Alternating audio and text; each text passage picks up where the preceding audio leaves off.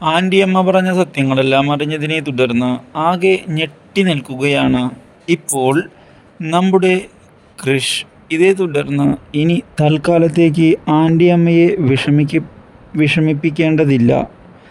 ആൻറ്റിയമ്മ ഇത് അറിഞ്ഞുകൊണ്ടല്ല ചെയ്തത് എന്ന് എനിക്ക് മനസ്സിലായി. അതുകൊണ്ട് തന്നെ കാര്യങ്ങൾ ഇനി വളരെ ബുദ്ധിപൂർവ്വം നീക്കുക തന്നെ ഞാൻ ചെയ്യും. അതിൽ ഇനി ഒരു ഡൗട്ടും ഇല്ല എന്നാണ് എനിക്ക് പറയാനുള്ളത്. അതുകൊണ്ട് തന്നെ കാര്യങ്ങൾ ഞാൻ മുന്നിലേക്ക് കൊണ്ടുപോവുകയാണ്.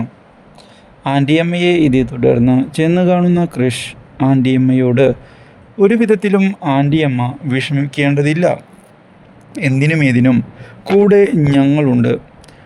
ആൻറ്റിയമ്മ ചതിച്ചത് എന്തുകൊണ്ടാണ് എന്നുള്ളതൊക്കെ മനസ്സിലാക്കാൻ ഇപ്പോൾ എനിക്ക് സാധിക്കുന്നുണ്ട്. അതുകൊണ്ട് തന്നെ ആൻറ്റിയമ്മ ഞങ്ങളുണ്ട് കൂടെ.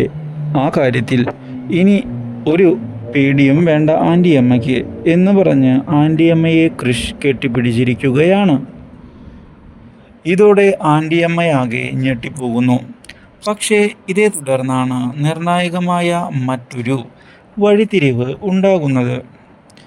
കൺമണിയെ ഞെട്ടിച്ചുകൊണ്ട് കടന്നു വന്നിരിക്കുകയാണ് ഇപ്പോൾ വരുൺ.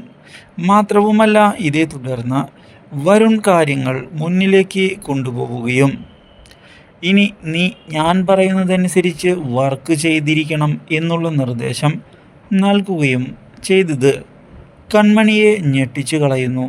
കൂടുതൽ അപ്ഡേറ്റ്സിന് ചാനൽ സബ്സ്ക്രൈബ് ചെയ്യുക.